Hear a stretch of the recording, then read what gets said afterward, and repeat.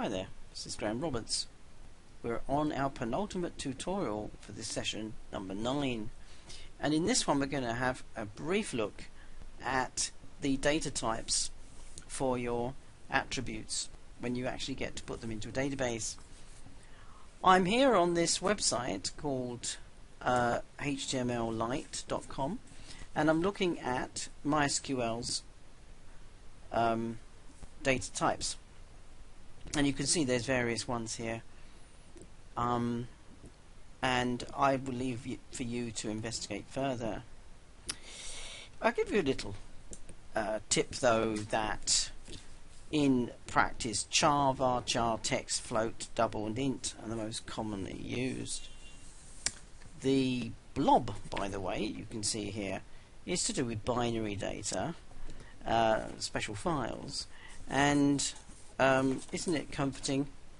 You can have a medium or a long blob.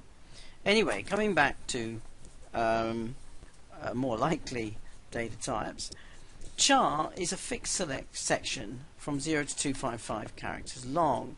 Now you can store in there punctuation, letters, numbers, and so on. What's the difference between that and varchar? Well, a varchar is variable. That means, say if you had 10 characters, you stored, you said you wanted to have 10, you put 10 in the brackets there, char 10, and you only have one, right, for say M for male, F for female. Then the other 9 characters will all be filled with spaces. Now that's a waste of data storage. So varchar is more intelligent, more effective. What it will do is say, you've declared it as 10, but well, we'll just give you 1 because that's all you're using. Or put it another way, it will vary. Text can be very large.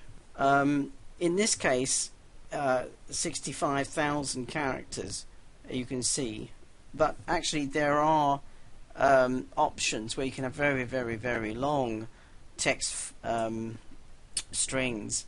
Like you've got long text here, a string with a maximum length of all of these characters, which is in fact over 4 billion.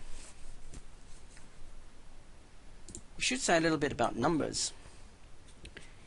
Now numbers are mostly, as I say, int is used, and this is a whole number that could be negative, we call that signed. It could be negative or positive, and of course 0 in the middle, as it were. But what of float and double, you may be wondering, and indeed decimal?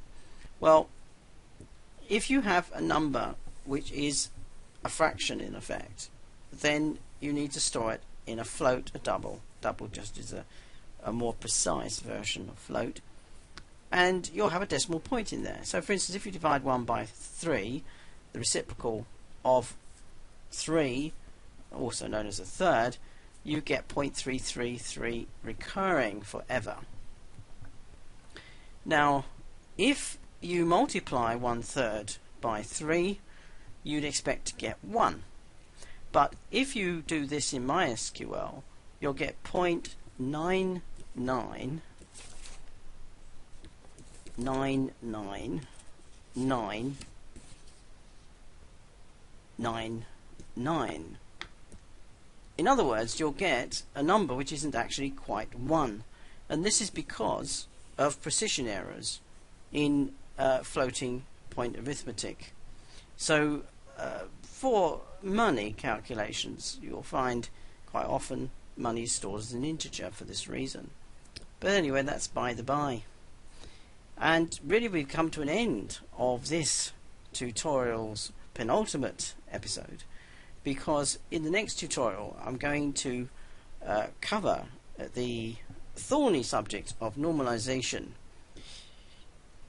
So until next time, have fun.